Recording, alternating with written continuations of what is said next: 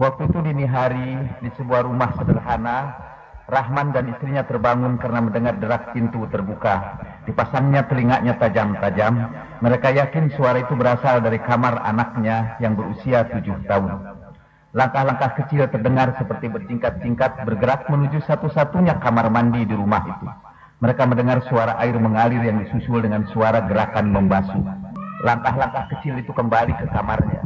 Walaupun sayup karena dini hari yang hening, dan ini true story, artinya pernah betul-betul terjadi, dilaporkan kepada saya. Dan saya sudah membaca cerita ini berulang kali, tapi selalu saya terpaksa harus menahan emosi saya, menunjukkan kecerdasan emosional saya. Walaupun sayup karena dini hari yang hening, mereka mendengar suara bacaan Al-Quran. Anak itu rupanya sedang melakukan salat malam. Keduanya merasakan air mata hangat membasahi pipinya. Kisah ini disampaikan kepada saya oleh Pak Rahman ketika saya masih menjadi guru mengaji anak-anak di kampung tempat tinggal saya. Karena kejadian itu kedua orang tua itu mulai melakukan salat, orang tuanya tidak salat. Karena kejadian itu kedua orang tuanya mulai melakukan salat dan meninggalkan perjudian populer waktu itu, namanya loto. Ini terjadi kira-kira 30 tahun yang lalu. Saya mendengar kejadian lain yang hampir mirip dengan itu 2 atau 3 tahun yang lalu. Kali ini saya menjadi direktur SMA Plus Mutahari. Seorang ibu orang tua murid yang baru lulus datang dari Banten. Ia meminta bantuan saya untuk mengirim Rahmat ke Jerman. Ia sudah meyakinkan anaknya bahwa ia tidak akan mampu untuk membiayainya. Tapi anaknya berkali-kali meyakinkan orang tuanya bahwa Tuhan pasti akan memberikan jalan. Di tengah-tengah pembicaraan ibu itu bercerita tentang perubahan perilaku anaknya setelah masuk sekolah kami. Waktu pulang kampung, ia banyak menaruh perhatian pada tetangga-tetangganya yang miskin. Menjelang lebaran seperti biasanya, ibu itu memberi anaknya uang untuk membeli pakaian yang baru. Rahmat menerima uang itu seraya meminta izin untuk memberikannya kepada tukang beca tetangganya. Uang ini jauh lebih berharga bagi dia ketimbang saya, Bu, kata Rahmat. Kedua kisah nyata ini di atas menyajikan contoh anak yang cerdas secara spiritual. Dalam contoh yang pertama, kecerdasan spiritual itu ditunjukkan tentang keterkaitan kehidupan anak dengan sesuatu yang transendental. Itu sih istilah kerennya. Artinya keterhubungan dia dengan satu dunia yang jauh lebih luas dari dunia kita yang terbatas ini. Getting connected, gitu. Berkoneksi dengan Tuhan dalam apapun konsep yang dipikirkan oleh anak-anak itu. Tapi keperluan dia untuk mendekati Tuhan, keinginan dia untuk mengadukan segala duka dan deritanya kepada Tuhan adalah ciri dari kecerdasan spiritual. Itu istri saya mengenal anak yang cerdas secara spiritual itu. Untuk selanjutnya, dan saya kira kejadian itu, istri saya belum jadi istri saya, masih pacar saya waktu itu yang ikut ngaji bersama anak-anak yang lain itu. Tentu saya waktu itu juga jauh lebih muda dan belum kenal istilah kecerdasan spiritual. Mimpi pun enggak. Tapi dalam peristiwa Rahmat, saya sudah mengenal kecerdasan spiritual itu. Dan sekarang dalam pandangan saya kecerdasan spiritual bukan hanya berhubungan dengan zat yang maha agung, tetapi kecerdasan spiritual juga ditunjukkan dengan perkhidmatan terhadap sesama manusia, dengan empati terhadap kemanusiaan. Banyak orang mensalahpahami ini kecerdasan spiritual ini sebagai kesolehan atau keberagamaan. Sehingga dalam sebuah pertemuan dengan para direktur bank berkenaan dengan kecerdasan spiritual, ada salah seorang direktur bank yang mengatakan, saya sudah kirim anak saya ke pesantren. Dari pesantren, kata dia, akhiri itu pendidikannya untuk dihaluskan, kata, dengan ngaji pada A'agim, kata, selalu hadir pada pengajian itu. Tetapi tidak akan diteruskan tetapinya. Ya. Nah, jadi kata dia, apa yang dimaksud kecerdasan spiritual itu? Dalam pandangan dia, kecerdasan spiritual ialah kecerdasan yang diajarkan di pesantren-pesantren, diajarkan dalam sekolah-sekolah agama, dan biasanya berkaitan dengan sholat, zikir, atau baca doa. Saya ingin menegaskan bahwa kecerdasan spiritual di sini artinya selain getting connected with the supreme being, berhubungan dengan zat yang maha tinggi, Kecerdasan spiritual juga ditunjukkan dengan kecintaan kepada sesama manusia. Kalau saya tidak salah, di dalam perjanjian baru, itu juga perjanjian lama, di antara inti ajaran agama Yahudi dan Nasoro ialah cintailah Tuhan dengan seluruh jiwa ragamu. Kalau ada saudara-saudara saya yang beragama Katolik atau Kristen atau ini, bisa bantu saya mengutip kitab suci ini. Yang pertama itu cintailah Tuhan dengan segenap jiwa ragamu. Dan kedua, cintailah sesama manusia sebagaimana kamu mencintai dirimu sendiri. Dan itu juga yang diajarkan Rasulullah Shallallahu Alaihi Wasallam. Kalau saya disuruh menyimpulkan seluruh ajaran agama Islam yang saya ketahui, ajaran agama Islam itu hanya dua, yaitu beribadat kepada Allah dan berkhidmat kepada sesama manusia. Itu inti dari ajaran agama Islam itu. Sayangnya kawan-kawan kita, para ulama terdahulu, merumuskan agama itu dalam rukun Islam yang 5, yang seluruhnya berkaitan dengan ibadah saja. Syahadat, sholat, zakat, saum, haji. Yang ada hubungannya dengan manusia, zakat aja. Itu pun mungkin setahun sekali hubungan dengan manusia, yaitu pada waktu zakat fitrah. Tapi yang lainnya itu semua urusan ibadah. Padahal inti yang kedua menentukan kualitas dari yang pertama ini. Tadi di pengajian saya baru saja membacakan sebuah hadis. Dahulu di zaman Bani Israel, kata Rasulullah Sallallahu Alaihi Wasallam, orang diukur mencapai puncak ibadah kalau dia sudah soro masaan lihajatin nas, kalau dia sudah menghabiskan waktunya untuk berkhidmat kepada sesama manusia. Dia sudah mencapai ghayatul ibadah, mencapai puncak ibadah. Nah, kecerdasan spiritual yang ingin kita bicarakan sekarang adalah yang disebutkan oleh seluruh agama itu, yaitu puncak dari peribadatan kepada Tuhan itu ialah perkhidmatan kepada sesama manusia. Seperti Bapak-Bapak Ibu ketahui, secara singkat saja, Howard Gardner merumuskan ada 5 kecerdasan, dan di sini mula-mula dia 5 saja, tapi setelah itu dia kembangkan menjadi 1, 2, 3, 4, 5, 6, 7, 8 kecerdasan. Ada kecerdasan untuk memahami diri sendiri, dia sebut kecerdasan intrapersonal, ini disebut self-smart. Ada kecerdasan untuk menggunakan kata-kata. Ada anak yang dianugerahi kecerdasan untuk menggambar. Ada anak dianugerahi kecerdasan untuk menggerakkan tubuhnya, misalnya untuk belajar menari atau belajar silat. Mereka bisa belajar dengan sangat cepat. Ada anak yang cerdas secara logis, biasanya mereka pintar dalam matematika. Ada anak yang cerdas secara musikal. Ada anak yang cerdas dalam berhubungan dengan orang lain. Kemudian ada yang disebut natural intelligence, kecerdasan alamiah. Seperti disampaikan oleh Bapak Kepala Dinas tadi, sebetulnya pendidikan di Indonesia mungkin hanya memperhatikan 2 kecerdasan saja, yaitu kecerdasan ini, kecerdasan logis matematis, dan kecerdasan kata-kata, kecerdasan linguistik. Sekolah taman kanak-kanak berusaha memasarkan sekolahnya dengan menunjukkan ada pelajaran bahasa Inggris dan ada bukan pelajaran matematikanya, dan nanti pun SD, SMP sampai SMA yang diukur itu hanya kecerdasan linguistik dan kecerdasan logis. Kecerdasan lainnya terabaikan.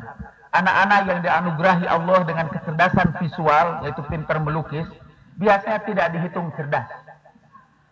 Boleh jadi dia malah terdampar dari sekolah itu, dianggap anak buangan, hanya karena Allah menganugerahkan kepada mereka kecerdasan visual. Bapak-bapak dan ibu-ibu, dahulu anak yang memiliki kecerdasan ini, kinestetik, kecerdasan tubuh, yang biasanya sukses dalam kehidupan. Di zaman Shaolin Temple, itu di negeri Cina, yang pintar main silat, dialah yang dianggap cerdas. Sekarang kita hanya membatasi kecerdasan sekali lagi hanya pada 2 itu, word smart dan logic smart. Kecerdasan lainnya terbengkalai. Belakangan beberapa psikolog mengusulkan kepada Howard Gardner untuk menambahkan kecerdasan spiritual, spiritual intelligence. Tapi sampai terakhir Gardner keberatan, dan sebagian orang menunjuk kepada satu lagi yang ditambahkan Gardner kemudian yang dia sebut kecerdasan eksistensial. Sebagian pengarang mungkin juga tidak mengerti konsep Gardner. Dan ajaib aja di Indonesia, buku yang paling populer tentang kecerdasan spiritual dibuat oleh orang yang sebetulnya spesialisasinya bukan psikologi dan tidak pernah melakukan penelitian baik tentang kecerdasan maupun tentang spiritualitas. Tapi karena bukunya diterbitkan Mizan, dia menjadi buku rujukan paling populer di Indonesia, yaitu Danah Zohar. Danah Zohar itu cuma penulis lah, sama seperti saya juga sebetulnya tidak punya hubungan karib kerabat dengan cerdas atau dengan spiritualnya.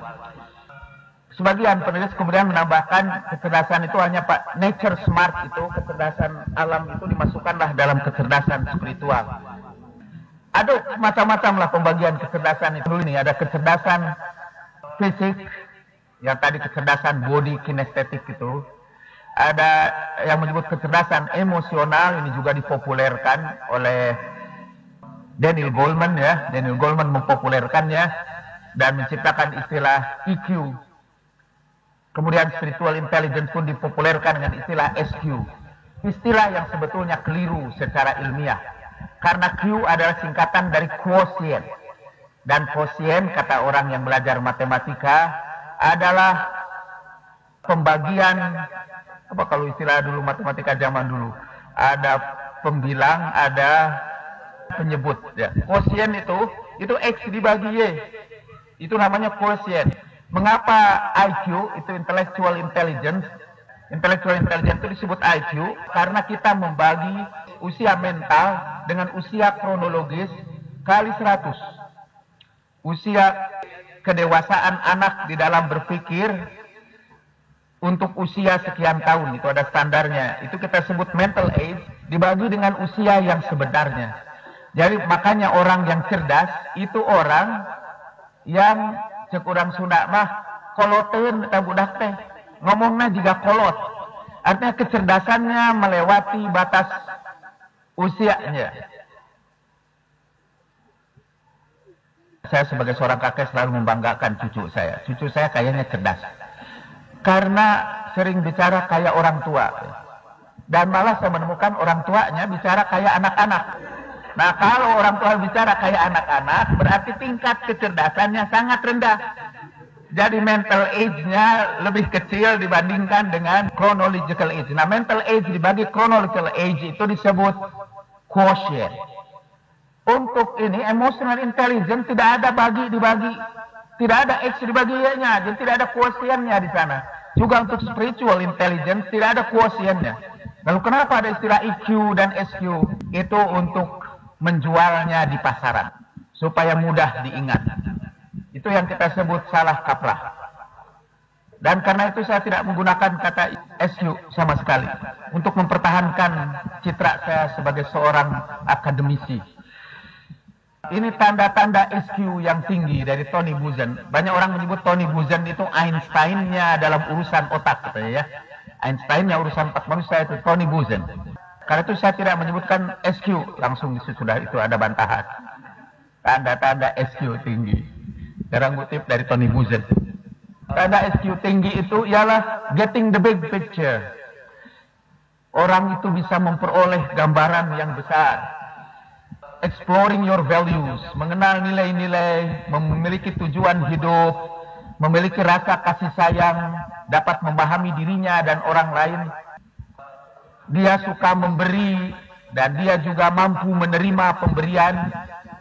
Artinya orang itu senang membantu, pada saat yang sama dia juga mampu mengungkapkan terima kasihnya kalau mendapatkan bantuan.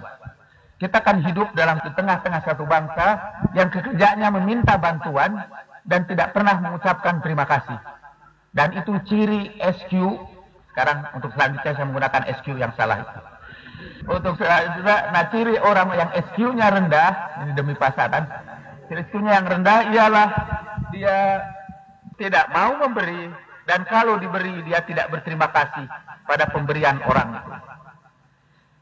Lalu juga ciri orang kecerdasan spiritualnya tinggi, kata Tony Buzan, ada the power of laughter. Mereka itu Ada buku Mizan yang terakhir diterbitkannya tadi apa? The Divine Code, The Divine Message, FDNA ya. Kode genetik tentang Tuhan di dalam DNA kita. Dalam buku itu peneliti Jepang yang bernama Kazuo Murakami mengatakan bahwa struktur genetis kita itu bisa kita pengaruhi. Kita bisa mengalami perubahan struktur genetis karena berbagai hal. Dan yang menarik di situ ada penelitian, Bapak-bapak dan Ibu-ibu. Penelitian itu menarik saya karena berkaitan dengan orang yang menderita diabetes. Kadar glukosanya sangat tinggi di dalam tubuhnya. Orang-orang diabetes, khusus untuk stadium yang kedua. Kan orang diabetes itu semua sebetulnya kita mengalami kenaikan gula kalau sudah makan, apalagi kalau makannya nasi yang kadar gulanya sangat tinggi, kita akan mengalami kenaikan glukosa. Kalau dalam keadaan puasa, glukosa kita bisa, kalau normalnya 100-an, 90-an, tapi sesudah makan dia bisa melonjak sampai 160. Pada penderita diabetes yang tinggi, ada kawan saya, Ustadz, sekarang sudah almarhum, datang kepada saya dalam keadaan sakit, ketika dia mau diperiksa ke dokter. Saya suruh orang mengantarkan dia ke dokter, dan dokter terkejut karena kadar gulanya itu 650 dan dia masih berjalan seperti mayat gentayangan. Udah 650 itu. Sekarang dia udah meninggal dunia juga karena gulanya.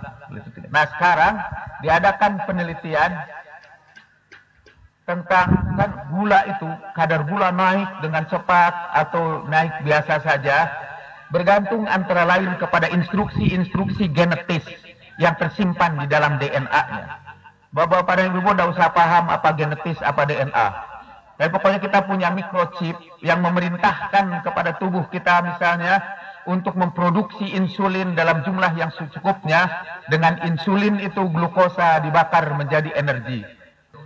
Nah, tapi yang menarik sekarang ini penelitian itu, Murakami membawa para penderita diabetes itu kepada satu ruangan penelitian. Sebelumnya mereka suruh dulu makan supaya glukosanya naik semua. Diperiksa glukosanya. Setelah itu satu kelompok dibawa untuk menghadiri kuliah yang membosankan.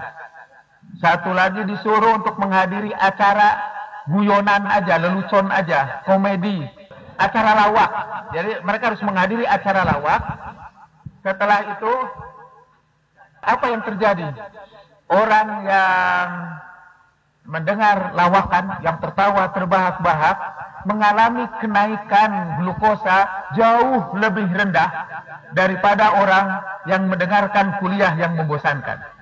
Jadi sekarang ditemukan obat diabetes yang paling efektif adalah tertawa. Jadi kalau ada di antara keluarga diukur diabetesnya tinggi, suruh ketawa, ngebahas-bahas. Atau kalau dia tidak bisa disuruh tertawa, suruh tertawa biasa aja, pura-pura aja tertawa. Insya Allah setelah pura-pura tertawa, kemudiannya ia akan tertawa serius. Itu kita sudah adakan percobaan. Coba Mas Joko misalnya suruh tertawa di sini, tertawanya bohongan. Semua yang hadir akan tertawa beneran.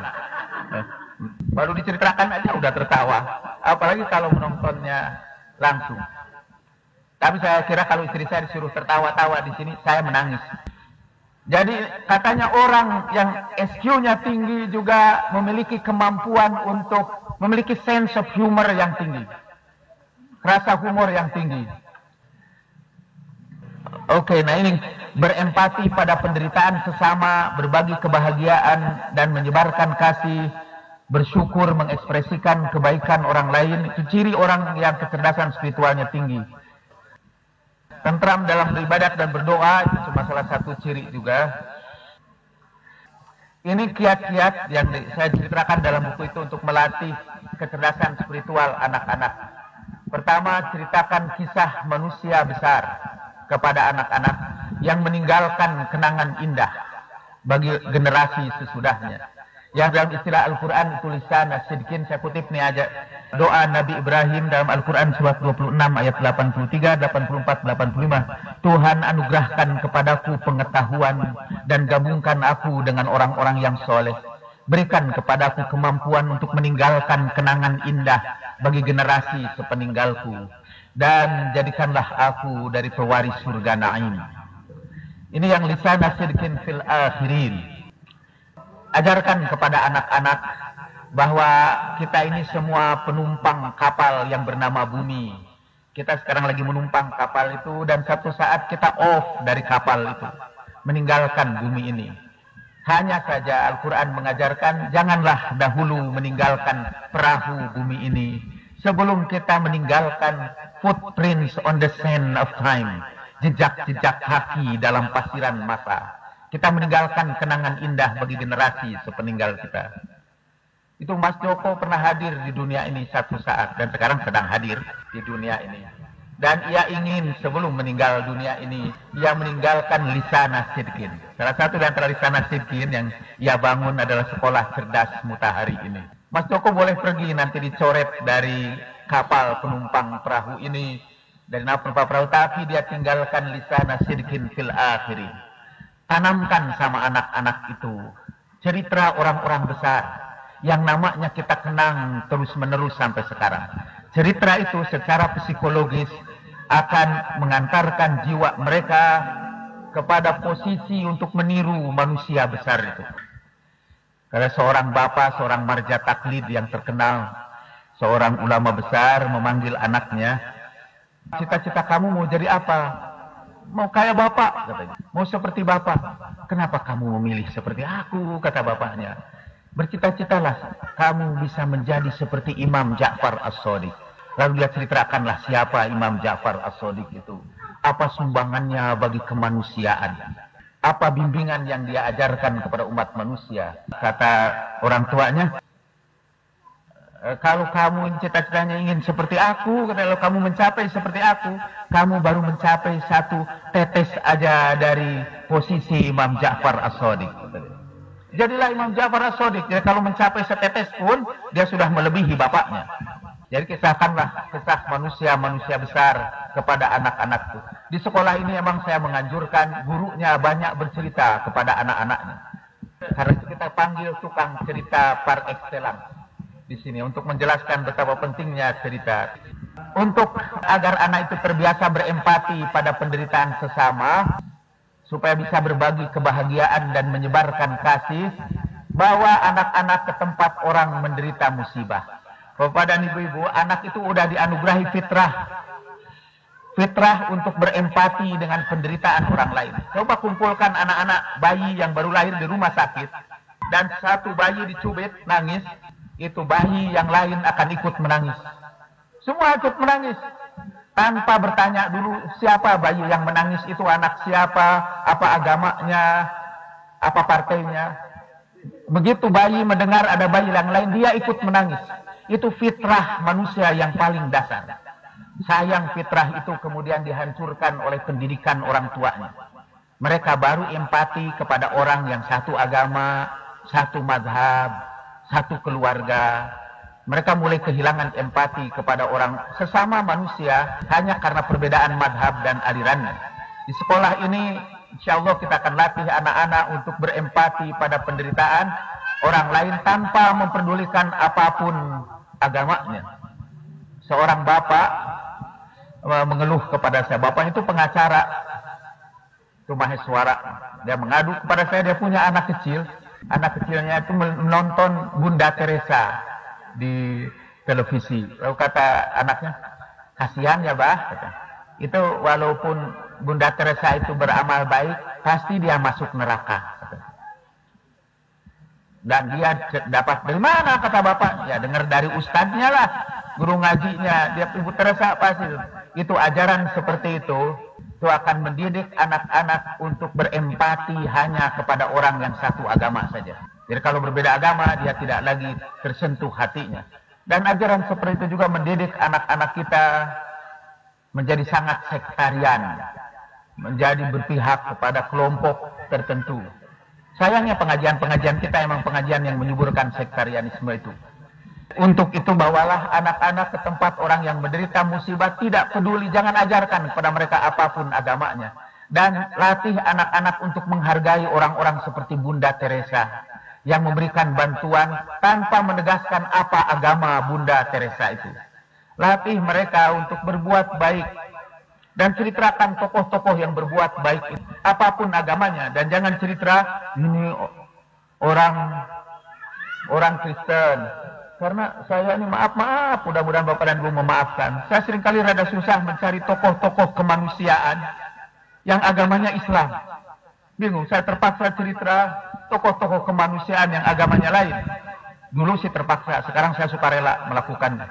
Karena sulitnya kita mencari tokoh-tokoh teladan, dan mungkin juga karena pengaruh media dan sebagainya. Kita punya banyak tokoh teladan di dunia Islam, tapi media mungkin tidak menyampaikannya dan kita tidak mengetahuinya. Tunjukkan empati kita kepada orang yang susah, biasakan menolong orang terutama di hadapan anak-anak, putarkan film, ceritakan kisah orang yang berkhidmat kepada sesama manusia. Dia 50 Mutahari Pak Cucu pernah mengumpulkan cerita anak-anak. Mereka ditanya tentang apa yang paling mengesankan mereka di dalam hidup mereka. Dan cerita tentang memberi bantuan atau diberi bantuan oleh seseorang mendominasi seluruh cerita Pak Cucu itu. Jadi kita ingin itu diterbitkan oleh Mijan, semacam Chicken Soup for the Soul. Cuma ini dibuat oleh anak-anak Indonesia. Banyak kisah yang sangat mengharukan di situ. Lebih mengharukan dari Chicken Soup for the Soul yang terakhir ini. Yang terakhir kan kurang mengharukannya. Dan cerita anak-anak Mutahar itu baik. Nanti juga di sini ini kita akan ajarkan kepada mereka untuk membuat cerita-cerita atau bertutur tentang pengalaman mereka yang indah, atau dibawa untuk menyaksikan orang-orang yang memberikan pertolongan kepada orang lain, memutar film-film menceritakan kisah orang-orang yang berkorban untuk kebahagiaan sesama manusia. Lalu melatih anak-anak juga untuk belajar bersyukur, mengapresiasi kebaikan orang lain. Ini hasil penelitian yang belakangan saya tahu dari Pak Baikuni bahwa penelitian ini palsu juga. Tapi ini udah kepalang populer di Indonesia. Saya termasuk yang ingin menyebarkan penelitian populer. Bahwa kalau air itu diapresiasi, dipuji-puji. Ini katanya air yang tidak dipuji-puji. Biasa saja, air sulingan. Dan ini bentuk kristalnya. Kalau dipuji-puji, diberi penghargaan, bentuk kristalnya seperti ini. Kalau dicaci maki, diejek, dicemoohkan, kristalnya seperti itu. Oh, itu menyentuh sekali penelitian ini. Sampai saya tahu bahwa ini bohong. Tapi saya percaya, terutama dari buku yang terakhir ini, bahwa penghargaan, apresiasi bisa mengubah struktur genetis kita. Bisa menstimulasi gen-gen yang positif dari penghargaan. Tapi penelitian terakhir dalam psikologi positif menunjukkan bahwa orang yang pandai berterima kasih umumnya memiliki kebahagiaan lebih besar dari orang yang tidak pernah berterima kasih. Jadi belajar berterima kasih. Di antara latihan-latihan mungkin juga yang saya anjurkan pada guru-guru di sini, nanti anak-anak belajar meminta maaf, belajar menulis ungkapan terima kasih kepada orang-orang yang pernah berjasa kepadanya. Belajar menulis surat terima kasih saja bisa memberikan kebahagiaan yang khusus kepada para penulisnya. Dan orang yang cerdas dan spiritual juga memiliki happiness skill, keterampilan untuk tetap bahagia. Misalnya dia mampu menghargai kegagalan sebagai sukses yang tertunda. Ajari anak-anak untuk bersikap optimis. Ceritakan kisah orang-orang yang tabah. Ya, dengan cepat saja ini cara meningkatkan SQ Mas Manjung. Baca kitab suci, pelajari kehidupan para nabi dan orang saleh, belajar dari orang ber-SQ tinggi, biasakan mengubah di dalam diri. Cara meningkatkan SQ, lakukan ibadat dengan serius, sediakan waktu khusus untuk berdoa, belajar menajamkan indera batiniah. Saya kira itulah secara singkat tentang kecerdasan spiritual anak. Saya ingin mengakhiri dengan sebuah cerita juga. Mari kembali lagi kepada cerita Rahmat. Di dalam cerita saya sekarang, Rahmat itu masih belajar di Jerman. Dan dia sudah tidak minta uang lagi kepada orang tuanya. Bahkan saya dengar dia sudah mulai mengirim uang kepada orang tuanya sambil melanjutkan studinya di Jerman. Dan menurut saya juga cek juga apakah dia masih sholat. Ternyata masih sholat juga. Jadi dia udah sholat dengan baik. Jadi ketika dia mendapat kesulitan, dia percayakan dirinya sepenuhnya kepada Allah Subhanahu wa Ta'ala. Orang yang cerdas secara spiritual juga pasti cerdas secara emosional. Karena kecerdasan spiritual sebetulnya adalah kecerdasan yang menggabungkan seluruh kecerdasan itu sekaligus. Orang bisa cerdas secara IQ, tapi belum tentu cerdas secara emosional. Orang yang cerdas secara emosional belum tentu cerdas secara spiritual. Tapi orang yang cerdas secara spiritual, insya Allah bakal cerdas secara intelektual dan bakal cerdas juga secara emosional. Tapi belum tentu cerdas secara finansial. Karena itu ada pelajaran khusus untuk bisa ngagolangkeun duit mah eta mah urusan bapak-bapak dan ibu-ibu. Ya mohon maaf atas penjelasan dan berkepanjangan ini.